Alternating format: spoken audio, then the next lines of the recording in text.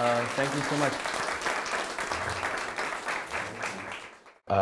After my time at York, I moved to New York to do the Whitney Independent Study Program, and partially at York, there was, I left dance and I had kind of had an injury, and I went into my MFA and I kind of focused on my post-colonial history, the identity of my body through the migration of my family and myself, being a fifth generation Kenyan who then moved, of Indian descent, who moved to Canada in 1989. And I started thinking a lot through that identity, through the souvenir and the cultural, the souvenir object versus the kind of artifact object, those two objects and how they seemingly are the same but also are so different, and specifically looking at it through mass culture. And for me, this body of work, it's called Neoprimitivism too, was a thing that I did when I moved to New York. I was again displaced. I left, Canada, the place my parents brought me to, studied here, danced here, made art here, and I moved to New York to kind of figure out home again. So the question of homemaking, home identity was something that's always sort of in the crux of my head. Like, where do I belong? Who am I? And now I'm in New York and I'm studying in this program. And my studio is on Canal Street, this kind of cultural hub, this space where, many different cultures are coming in and out of, this kind of constant exchange. But one thing that kind of struck me was West African vendors selling masks on the streets of New York, selling masks as New York souvenirs. And how does this African mask, quote unquote African mask, come in and stand in as a New York souvenir now? And now I'm in this space trying to understand my sense of self and who am I in this place. And so I started making a lot of conversations. So one of the things I'll sort of posit is that as an artist, I work in process practice. I'm not a studio artist that goes into the studio and makes things. I kind of sit and generate, and through that process, things sort of come. So materially, things always kind of manifest in many different ways. Sculpture, film, dance, performance, just different things. But with this piece, I started to have conversations with the vendors, walking down the street, just kind of starting conversations, making notes, mental notes, written notes. And it kind of did almost a 8-year process, different manifestations started happening. So in this piece, Neoprimitivism 2, I started thinking about, the souvenir mask. And this mask is particular to many curio shops. You can find it in shops in in Kenya. You can find it in I actually, when I did my master's in London, Ontario, there was this garage sale and people were selling them. And now it's a mask that's also found in New York City, on the streets of New York. And I started to think about this mask specifically and to Kenya. This mask embodies the face of a Maasai warrior. The Maasai are Kenya's nomadic people, and in that process, I started thinking about the specificity of my identity, where I'm always asked, where are you from? And the thing with this mask is it's become a stand-in for all of Africa. And the interesting part about this mask is that it doesn't belong to the Maasai culture. Maasais don't use any masks in their traditions, but it's become a stand-in for that culture and for all of Africa. So I started to take this kind of inauthentic mask, and I always question the idea of authenticity, that kind of fickle space that wants to place us and make it sort of static. So I took this inauthentic mask and then started producing it as a party mask in a white plastic resin, and then buying these fabricated deer decoy used in the hunting experience to allow one deer in a live deer to come close to the fake deer so it can get killed. So when you put these two objects together, it becomes a hybrid and they don't function anymore. So I started thinking about the idea of taking two objects and creating something that doesn't function. And behind them is the sort of Maasai spears that becomes, an enclosure, a fence, a cage, or grasses. It kind of becomes like a stand-in for habitat, but that also questions museum displays, the way we also take these objects and place them into a museum context, and the idea of what we kind of present. So using the museum also as a place to kind of self-criticize and be self-critical and engage within. Another piece I did, and this was sort of the end of my work doing with the masks, a space in New York on Canal Street invited me, an artist run in New York, which is different than artist run culture in Canada, invited me to do a piece, and art in general was sort of linked me with the Metropolitan Museum, and I was doing a residency at the Metropolitan while also working in their space looking at the masks. And so I started to go to the Met and look at their objects and looking at the ideas of the, and I also got a lot of allowances to go into the provenance reports, looking at the actual documents that you sort of like set where these objects are from.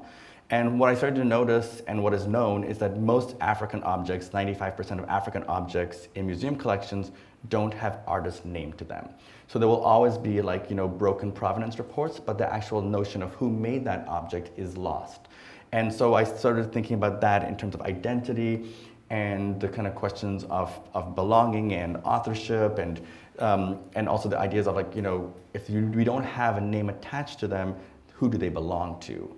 So I started to look in the reports, and these 3 objects all have a name attached to them. So in the provenance report, it would say artist, master of Buli, brackets, possibly. And so what I learned later on is that these 3 objects have been named to the master of Buli by Western historians. Western historians have said, we're going to read the carving gesture of the way the hand hits the wood and read it almost like handwriting, that these are made by the same hand. And so in that, we can now collectively give a name. So the power to name is something that becomes really important in this notion.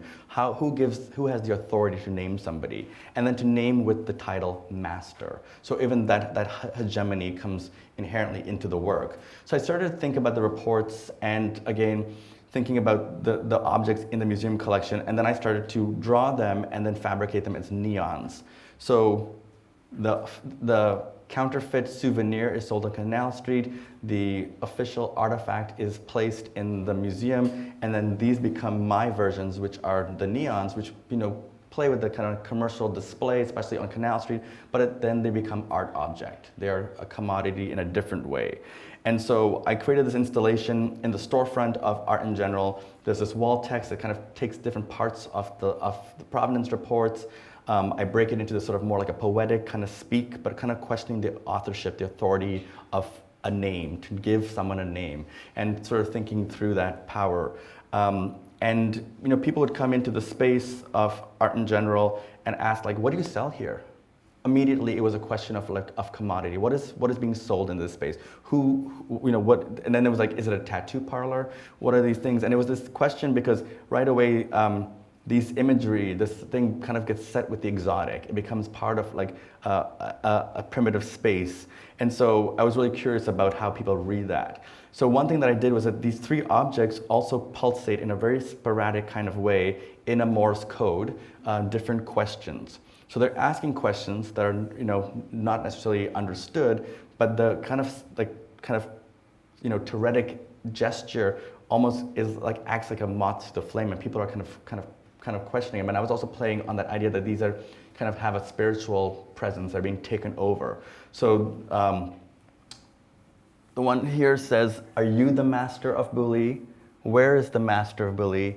And I am the master of Buli." So they're kind of asking these questions or saying statements, but there's this sort of strange moment. And it was really interesting because that pulsation of the light, so like a non-textual form of language, which I play with in my graphic text as well, becomes something that is not necessarily understood, but calls the body. And so I'm always sort of thinking about how do we enact the body to come into a place? And the light kind of did that. And then this will also kind of play in some of my other work where I'm thinking about the nightclub and the pulsations of lights in clubs and so forth. So I kind of wanted to give you a little bit of this as I enter into dance work. So this was kind of a thing that happened throughout the beginnings of my master's, and then I kind of finished it in the Whitney program, and I was kind of scared to go back to dance. I don't know, after I was injured, I injured my hamstring, I was sort of, like thinking to myself, like, I always knew I was never gonna be a professional dancer, but I just found that it was kind of a thing that I just needed to put away. So working with Yvonne Rayner at the Whitney program, she was sort of like challenging me to go back into my body, which was very scary. I'm jumping like a number of years after. I didn't put my body into any of my work until 2014, I think. So I was making work with other bodies and other dancers who were generously, kindly collaborating with me, but I never put myself into my work. So I did this piece. It was a commission through the Contemporary Art Gallery in Vancouver, And when I had to do it, I kind of had this confrontation with myself, and I was like, I don't want to do this. Like, we broke up. I'm not going back to this anymore. And I remember the curator was like, no, like, you have to do it. And I was like, no, we'll hire this dancer. He's amazing. And they're like, no, like, it doesn't make sense. And it was just me trying to confront my vulnerabilities.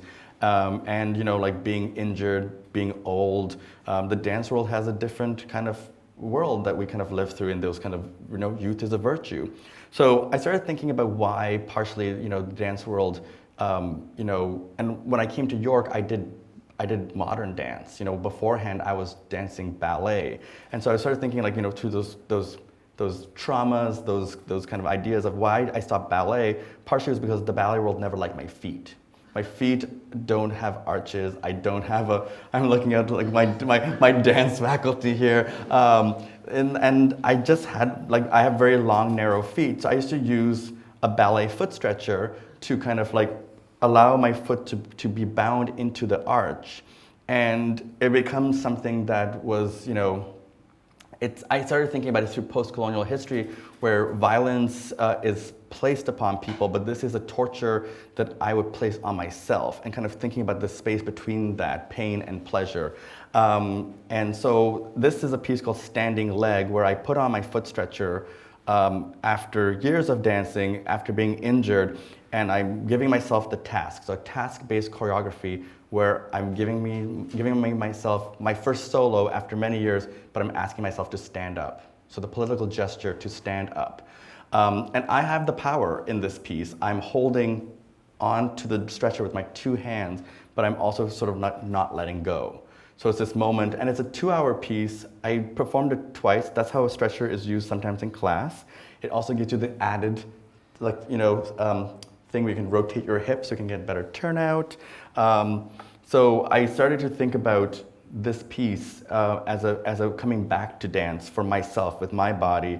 I've only performed it twice because it's quite painful. As soon as I put on the stretcher, I get a shooting pain up my hamstring, which is the one that was injured. You know, the foot never fully like fits in there. One thing I started to think about this piece is, like, you know, it's a performance of a solo, but I'm very much in my own space. I'm breathing. It's almost like a conditioning thing, but you expect like a solo to be spectacle, to be jumps and turns, and I'm just trying to like ease myself into the pain. But what I started noticing in this thing was when I have an audience, I don't remember the pain. It goes away, and I'm performing. And I always kind of pause at the fishbowl, because the fishbowl was a space, which was our dance space, which was like a glass space. And I remember, even if we were at the bar or doing some kind of work, if I just had eyes watching me, I just performed a little bit. You know, there's something perverse about that space that I'm curious about. And like, so when people are watching me in this foot stretcher, I don't feel the pain. As soon as they leave me, it starts to hurt again. It's like I'm paying attention to the pain. So thinking about that kind of embodiment and that space of pain and pleasure. And the piece ends where, you know, eventually when I've just given myself, you know, I'm counting the 2 hours, I'm just like, I let go of it. And that let go was such a moment of freedom. And I think a lot about freedoms and spaces of agency for dancers and our labor and how we question our labor in those spaces. So this was Standing Leg, and that was my first time dancing in my work. And I also question dance through a lot of motions of stillness. Where are we still, where we're still in active spaces? Like, I know a lot of my friends dancing for ballet companies, and they're core dancers. And I think the core of the ballet is such an important role because bodies move together, but at times we're also very kind of still, you know, just kind of standing there, holding positions, and then switching again. And I love that kind of, that play of labor as well through stillness. So kind of going full force, kind of going all over the place, I started thinking back to masks. I thought with the mask projects I was done. I was like, I don't want to be the mask artist. I'm going to start thinking about other ways of doing things. But then I started returning back to masks and thinking about, you know, all of these masks performed. All of these masks had a dance attached to them. When they were brought to the museum context, we removed those actions, those gestures, those dances. So I did a show at the Seattle Art Museum, and I even started thinking a lot about the plinths. You know, the plinths are stand-ins for bodies. That's the museum's way of giving the mask a body. And so this is a piece called In Touch. And In Touch is an activation, an intervention into the museum space. So it's a dance that happens unannounced. So my pieces never are on stage. There's sometimes no time. If you see it, you see it. If you don't see it, it doesn't exist. And this is a piece where a West African dancer from Cameroon, and I worked with the costume designer to create this masquerade, almost Louis XIV-esque piece. So he comes almost like royalty into the museum, and he kind of like steps into the space and announces himself. And he starts to walk, and he's just like looking at objects in the museum space, and then he starts to disrupt the space. So we're choreographed every day. We are, there's rules and etiquettes of how we perform in our spaces. In the museums, we don't touch things, we can't, talk loud. And so he has bells on his feet, and he starts to shake his feet, and people are like, what is this person doing here? But it's also thinking about this notion that he's misbehaving in the space. He's, acting out. He's the othered. He's not acting civilized. He's not using his civilized trained body to perform the way he's meant to be. So he walks through the space, and eventually he bows to the mask, like a very balletic bow. And ballets, many of the gestures from ballet began as the way to bow to Louis XIV in his court. So that hierarchy, that hegemony is also used in this piece. So he bows to the object, and then he covers his head. And then in West African tradition, when your body is fully covered, that's when you've entered into the other world. And now you can take on a different being, a different embodiment. And then he tries to dance around it, the traditional dance that this mask from Cameroon once performed, but he's also enacting some of the gestures that I've given him to try to put back the mask on. But he can't, because the museum device, the plinth, is supporting him not to, because that's the etiquette, the rule of the museum. So he dances around it. He then, this is another iteration, he dances around it, and then he bows, uncovers, and walks away. So a lot of my pieces end with this notion of just walking away as an acknowledgement, as an apology, and it's something that I still think about a lot. So this is the piece, and I forgot to mention that the choreography also, when he comes back, he starts to point at the object in a confrontational kind of way. And one of the rules of the Seattle Art Museum that started me thinking about this piece is that you can't point at objects in the museum. So if you start to point at objects, they'll be like, sir, no, don't point, because pointing might instill touch. Certain museums have this as a specific rule, and the Art Institute of Chicago has it, because pointing might instill a touch. And so, but we also know in etiquette that pointing is confrontational and rude, right? So there's this action that starts the dance before he covers and goes into the piece. So here he's pointing at the object. And so I've been doing a lot of things using, thinking through the artist studio, like Picasso, and even Man Ray, or thinking about these things. So I started making this kind of collaboration where the ballet body becomes object, placed beside the mask object, where they're also creating shape and giving hybrid form, where the body is also the mask for the object, but there's also a sense of apology or acknowledgement. And so I'm really thinking through those spaces between the ballet body becoming a hybrid body for the mask. So the kind of conflation of the colonial body and the colonizer coming together. So this is a piece that is a photo project, but also a video, a 4-channel video of these ballet dancers bowing to the objects and then holding still positions and kind of giving their bodies. I love this one because the male's legs almost become, body for this mask that's bowing, that's looking at this other dancer, but it could also be the other way around, this kind of hybrid form. So hybridity, kind of, again, finding new ways of thinking, finding new ways of creating gesture and body. So other ways I've been creating dances are sort of thinking about bodies coming to each other collectively, thinking about how do we perform protest through dance. This was a piece in Los Angeles where a group of dancers, we moved through the space of Los Angeles through the new train system, and then coming off the train and kind of creating this kind of feeling of protest, but not necessarily having a heavy-handed, slogan of meaning. So people were like, what is moving change? And we were like, we are this moving change. We were just moving through space to space. And we also I had a text messaging system. People would sign up to the text messaging system. And if you texted this number, I'm down, you would get like snippets of my score of what we were doing.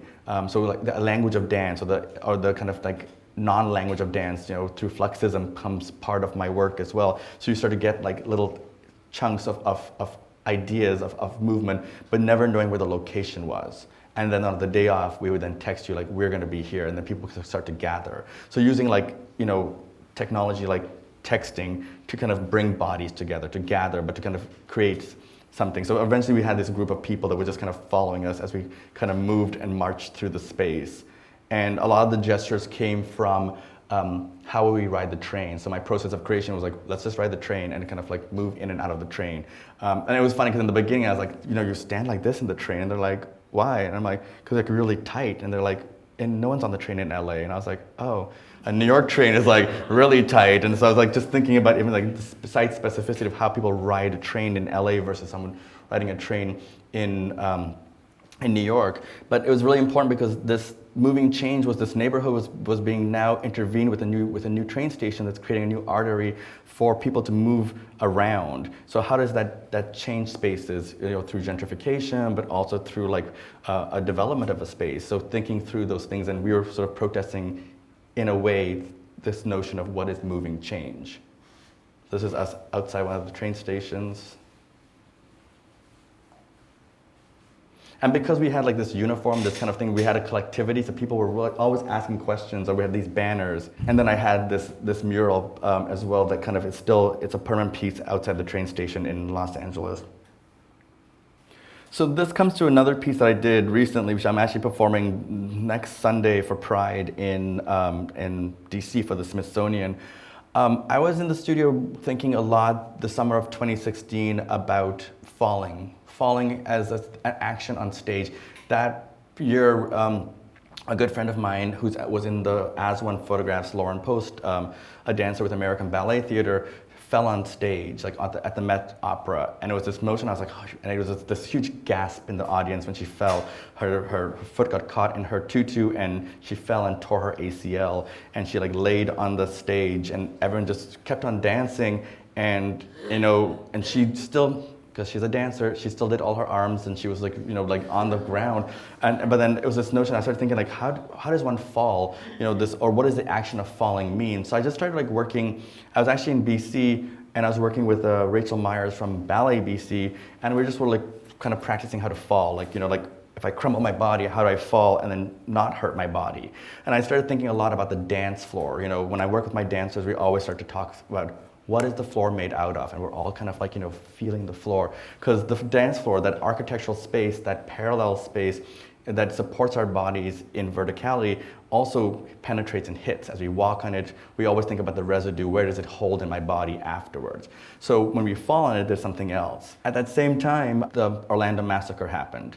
And I just started thinking, as a queer, as a person of color, how does that action, what did that mean? That was a really traumatic moment to think about how we moved backwards in our civil rights, or, you know, and also the dance floor as a space of safety, the queer club as a space of safety that now has been penetrated.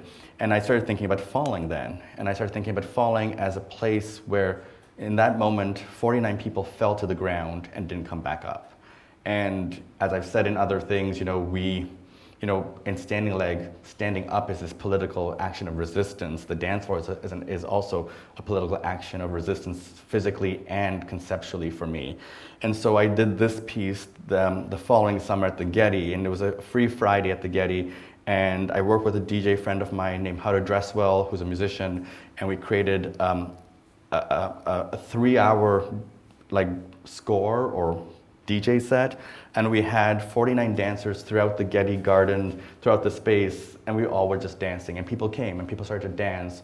What we did was every few minutes we'd stop the music. There was this kind of sound cue that kind of stopped the music, and then all the dancers on their pedestals fell to the ground. And then there was this acknowledgement. And we did 49 falls. And eventually that choreography started to become understood to the guests, to the dancers. And we had this collectivity of 5,000 people dancing. And we had like a scoreboard that was kind of counting up. And when we were at like 47, I remember we all fell to the ground together. And there was 5,000 bodies laying on the ground of the Getty. This is early on. At the night, it was like just, I think we were all just so in it. We didn't, we just kind of, it became something different. But you had 5,000 people just laying on the ground, just breathing together, holding. And this was such a cathartic moment to kind of just feel like, safety, emergency, agency. There was just so much happening. Eventually we did the 49th and we all stood up and we just danced for like another hour. And so thinking about like the dance club, the dance floor, as really important spaces for people to come together, but also as a queer to kind of think about what that means as well, this sort of safety space. And this is Free Fall, which I'll be doing next week at the Smithsonian Museum. Yeah, this was like one of the last when everyone just started like hugging and crying, and when I talk about it, I get a little bit like my body kind of starts to change. It's the way it acts to it. This is a piece called Clean Labor. So thinking about labor and the invisible labor, I started to work with dancers and hotel cleaning staff to think about the labor of the body in the gesture of cleaning, which seems as a de-skilled set of work, and how cleaning is something that many immigrants have to do when they come because their skills are devalued. My parents, when they came from Kenya, their skills were not acknowledged, so something like cleaning became a way that they had to support our family.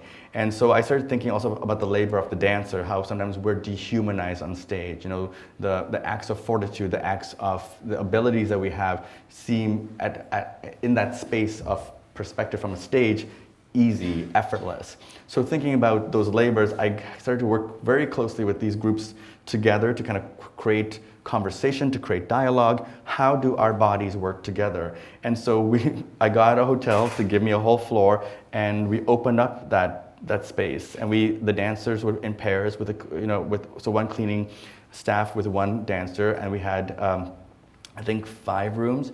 And then we opened it up to an audience to watch them do the utilitarian gestures of cleaning. Of course, there's an affect to the dancer and how they do it, but there was a lot of conversation between the dancer and the cleaning staff, and then it became also like, how do you condition your body? And the cleaning staff was like, what do you mean? They're like, where do you hold pain? So we also learned how to stretch with each other, but the action of cleaning became part of this piece where they clean the room together, and there's the utilitarian end of the piece when the room is clean. And when the cleaning staff described to us how the process worked, they'd always say that you're not supposed to show a trace of a body in the room, because when you come into a hotel room, you can't show that someone has been there. So it can never be like making a hotel bed. I hate making my bed, but the way to I was like, it's so complicated. The way to there has to be no wrinkles. And just the idea that a wrinkle shows an impression of a body, and the idea that it's invisible, right? So visibility, invisibility are things that I also kind of think a lot about in my work. This is a piece called Steady Pulse. It was an ongoing performance piece that happened every day for 3 months in a storefront in Soho through a non-for-profit space in New York called Recess. It was based on Orlando again, thinking through call and response. So a lot of games become part of my choreography. The dancers would play with kind of calling to each other with a Morse code pattern that I taught to them. So that was a choreography. And sometimes they could hear each other, but the thing was to kind of call and gather and spread out. It looked like a storefront. Sometimes when a dancer wasn't there, the costume was left behind, so the costume became like an empty body. So using things like coat hangers and the indexes that kind of represent bodies were always in the space that they kind of used to kind of care and nurture and move with. So even folding the costume and then carrying it around was part of the kind of the gestures that became part of the choreography. And the song that always kind of started them was The Beat Goes On by the Whispers.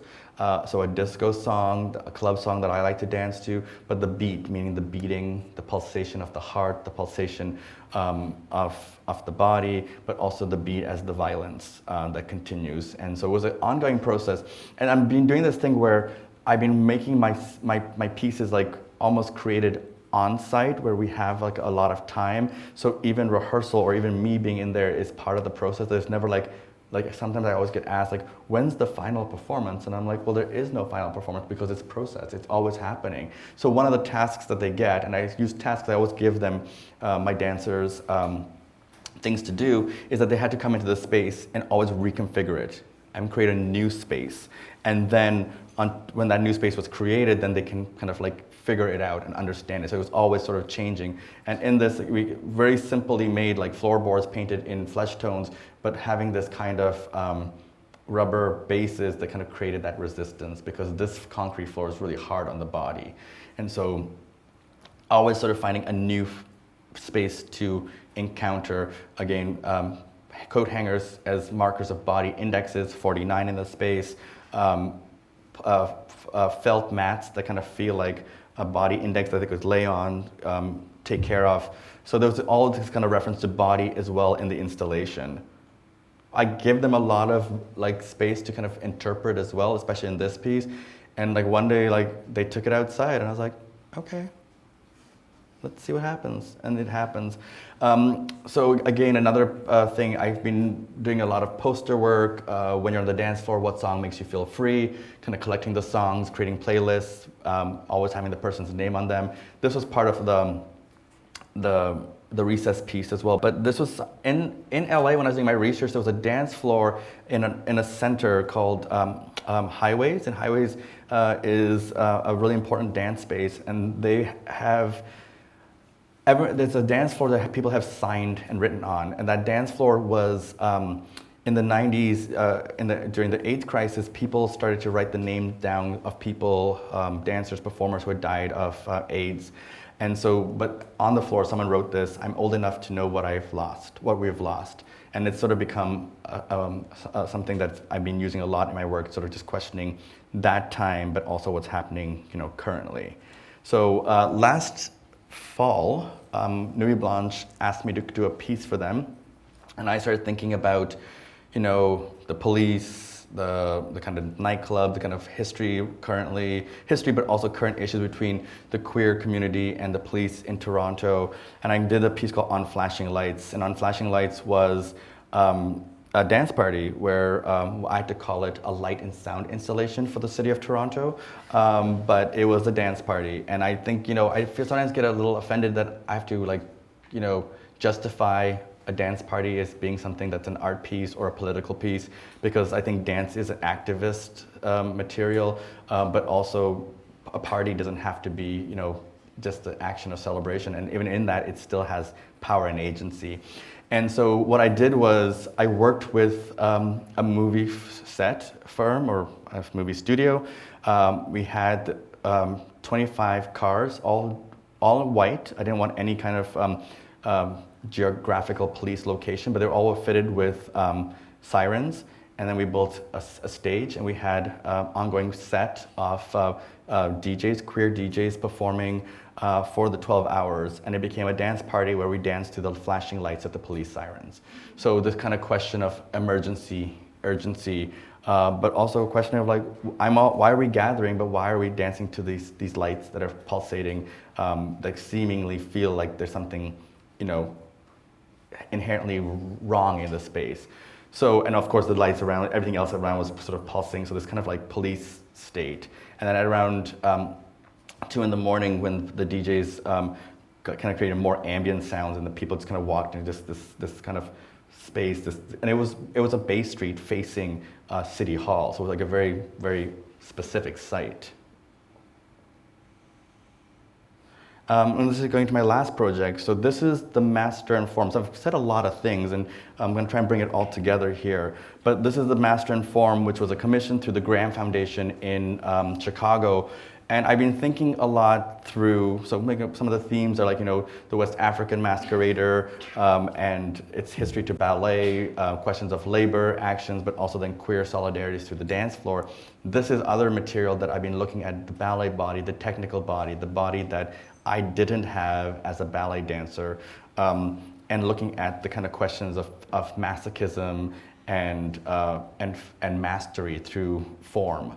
And so this piece is called The Master in Form, where I create sort of BDSM furniture-like sculptural devices that place ballet dancers, like the foot stretcher, but full body into a perfect position. This is a device called the cage, which is their space to stretch, to find release, to find freedom away from the devices. So everything is a burden, everything is a support, and it kind of oscillates between those two spaces. So the Master in Form at the Gram was a different piece because the Gram is historic house. And so, we kind of move throughout the house as we kind of perform this piece. This is also the piece that I'm showing at the Whitney Biennial right now in New York City, and I'm doing it in a different space. I'm going to show you a little bit of the kind of contrast. So these are some of the devices. They're kind of, I call them, they kind of seem a little like daunting. They're a little bit like medieval, but they kind of play on this space for a dancer to kind of create the perfect position. So she would stand here, and then she kind of would dive into it. And every place a body touches the wood, there's a piece of leather, so kind of skin on skin, kind of touching. And so I call it, I've been writing about it as furniture intimacy, the way that we kind of like are intimate with furniture in certain kind of ways, like ergonomic kind of spaces, but this kind of allows the body. The body never is putting a lot of pressure on the device, it's just kind of like that kind of touch. So there's a number of pieces all named by their ballet name. This was interesting because all my dancers for this piece, the piece goes 180 degrees, but all my dancers go beyond 380 degrees in their splits. So I had to like think through this piece to be like, okay, well, it's not even a challenge for them. So like, how do we like make it go past the three? I was like, oh man, like my body would never have done that as a dancer. And so I was also thinking about how dancers are so engineered these days in different ways, or the things that they do to their bodies have just changed from when I was even dancing. So this is at the Whitney Biennial. This is the piece, the cage is being amped. It's a bigger space. The performance happens for 19 weeks, 4 days a week, for 5 hours. So I'm working with a cast of dancers that are 5 are always on set, on site, I don't know what to call it, and are performing and giving me their bodies and then working within these devices. This is Jorge getting ready to get into the device. This is fifth and first, so fifth position and first, standing there. So they start in the devices, they spend 20 minutes in the devices, but they obviously have to like release and come out of them. So this is probably him maybe releasing.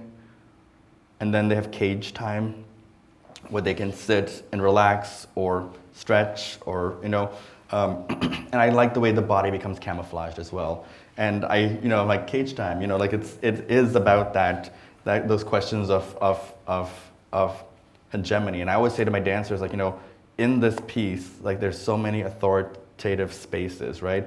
But the biggest one is our psychological space with ourselves.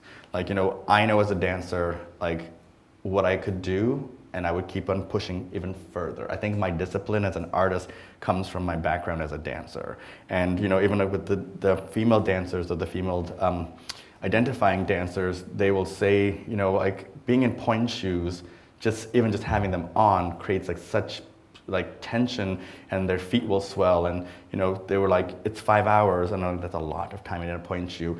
They were like, can I maybe not wear my point shoes for the second performance? And I was like, yeah. They're like, really? I'm like, yeah, you can. Like, I told you, you have authority in this space.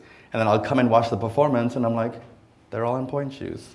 Like, it's like this thing, and that's the kind of strange space where it's like, they're like, yeah, or I'll say to them, like, just improvise for like 10 counts in this space, and they're like, no, you tell me. And that's very specific to ballet. Ballet dancers are very, very much, can be told how to move their bodies, but when you're giving them that freedom and agency, they find it difficult. So I've been playing with that in this piece. So this is kind of some more images from that piece. There's also these ropes that go across the wall, and they do a whole kind of exercise and in tandem, holding these ropes and working with them. And like the specificity, like that foot has to be at that angle. This foot has to be turned out this way. So I'm working with very technically trained dancers that are questioning the technique of ballet. I can show you a quick video.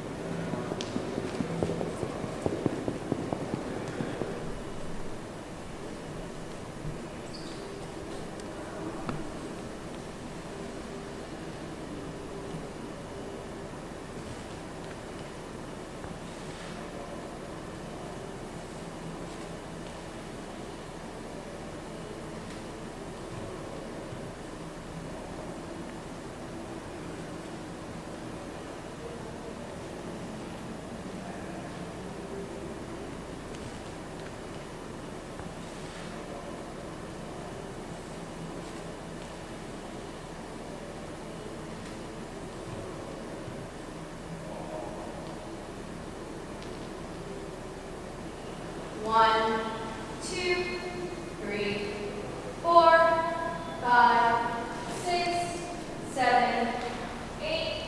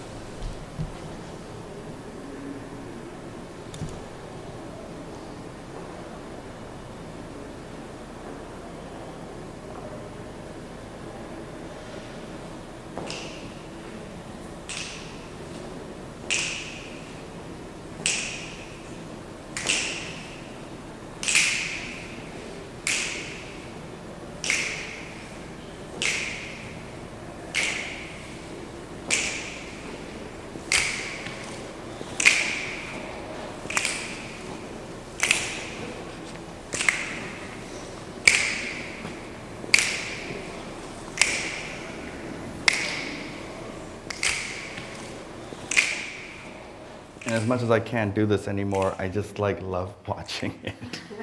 Like there's a certain like fetish to it, and especially the action of feet and how they turn out and move, and yeah.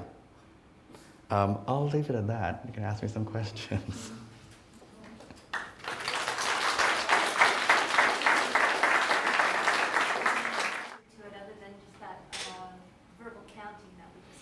Yeah, that one, like I don't normally have a lot of sound because I'm kind of trying to break it from that being like a theater, and if we dance it differently with sound changes it. So there's a lot of like them snapping together to kind of have those cadences to like walk, to walk. So there's a lot of snapping in this piece, and the counting of the breath, and those are just sound cues to kind of keep them together.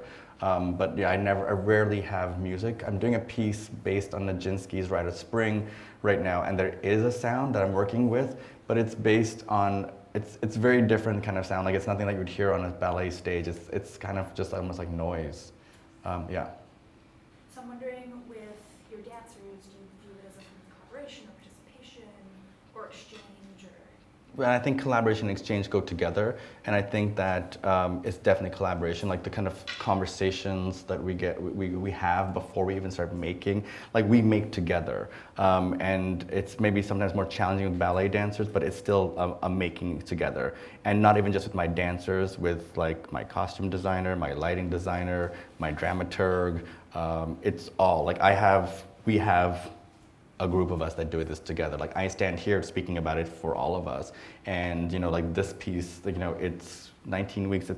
It's a huge kind of conversation. Like I'm still like I always feel like, you know, we have to go together, and like, you know, I'm not there right now, but I want to be there to like be in that space. So collaboration is a space of kindness, a space of generosity, and within that is that exchange. And without that, it can't happen, because if something is out of it, something's off balance, then, you know, super egos, those kinds of things don't allow it to be collaborative. And then I think about it through capitalism and those spaces of like of socialism, where, you know, if we can all be more, you know, community engaged and gather together and have that social solidarity, then we can kind of change the way we can act as communities politically and move forward. So yeah, definitely using that as a model to kind of try to think about things as political actions.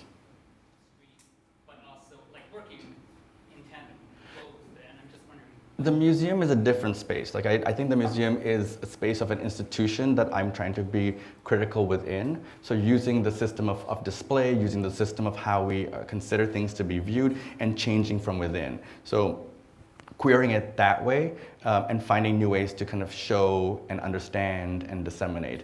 But then on the street, I think is a different thing. And that I then think about like queer spaces of like, you know, the queer club, or like the dance club, or thinking about just like the street as a space of social action where protests might have happened or something.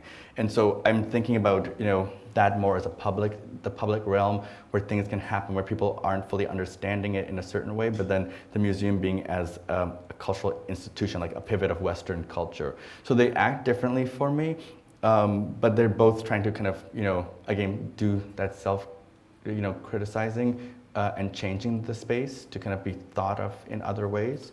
Because I think we're so used to understanding things in one way, even the way we move, you know, like why can't I run through a museum? You know, there's just like, you know, those are the things that I'm just sort of like, just small actions. What if I stand still on a street? You know, if I'm standing in New York, then I'm loitering, and then that's an action of being, of doing something, you know, not right. In the city, you have to keep on moving. If you notice in New York, there's never any benches or stools or places to sit, because we need our people to keep moving. Stopping in a city creates, especially in like groups, that changes the way we think about things. Something bad is going to happen. That's not right. So just sort of thinking about changing those spaces and finding, you know, safety, or not fearing something. And I didn't talk a lot about fear, but in a lot of my work, I posit how we fear bodies, right? Or how if we don't understand a body or a group or a community, we create a fear around it that then becomes a challenge for others to understand.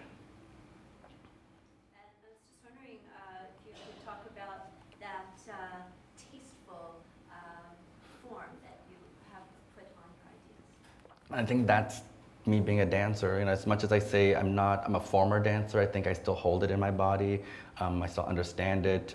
You know, my dance work comes from like what I have experienced. It's something that's lived in my body, but also it's still there. And so I think the form is about disruption, but it's also being juxtaposed. As you see in many of my work, there's these kind of strange juxtapositions or heavy juxtapositions, where, you know, something like classical trained ballet can disrupt a space. And so, and I've always never been the kind of artist that wanted to be like, you know, like scream out loud. I wanted to make like, you know, a silent scream that has more resonance. The hybridity of your practice is really fascinating. The way that you have not integrated, I don't even know what word to use, but this visual art dance combination, which is beyond those categories actually. So can you say a little bit more about the Sure. hybridity? It's hard to apply for grants because no one knows where you fit in. No, but that's what I do. You know, I think even like when I use the word queer for me is not about a sexualized, gendered identity. It's about a self-identity as a space that we create. It's an open moniker. it's for inclusivity. So within it, it's undefined. And so what I do is try to make my spaces, my work, that kind of undefined space. So it's about layering. It's about making things complex. And not that it's not, you can't get into it, but it finds a familiarity. Like even like when I cast my dancers, I remember being like, part of the reason also I wasn't going to be a professional ballet dancer was because I'm too small. And so when I cast my dancers, I don't give very specific, body dimensions, weights, hair color, eye color. You can get that specific. I just put out like an open call. I'll say it. I'm looking for strong and otherwise authoritative bodies. That's one example. Because I want people to feel that if they feel like they can identify and they can be that, then you're in my piece.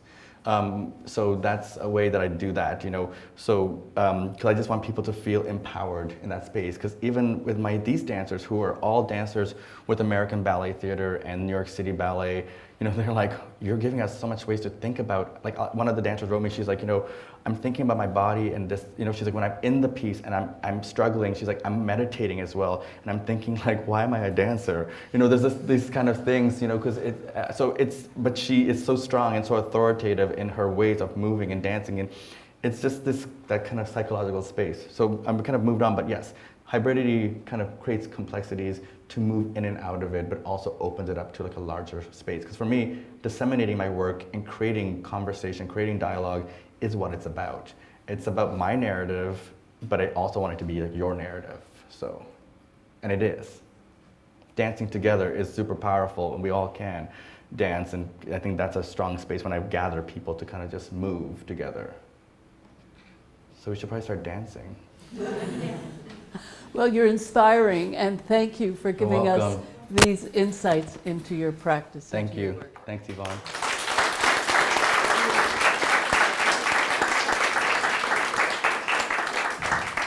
And come back anytime. Thank you.